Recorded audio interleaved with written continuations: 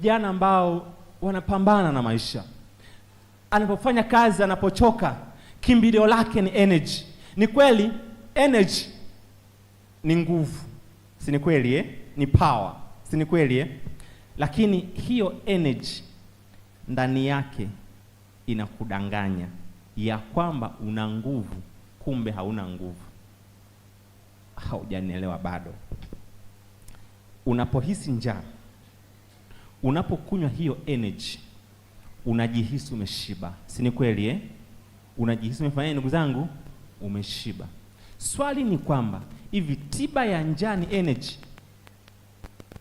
Tiba ya njaa ni chakula. Sasa inakuweje tiba ya njaa iweze kuwa energy alafu ikwambie kwamba umeshiba? Ile energy inasisimua homoni mwilini ili ikudanganye ya kwamba una nguvu, lakini bado hauna nguvu, ikiendelea kupanua mishipa yako ya damu na kukushambulia katika mfumo wako wa kongosho, kukuandaa rasmi kuwa mgonjwa wa kisukari.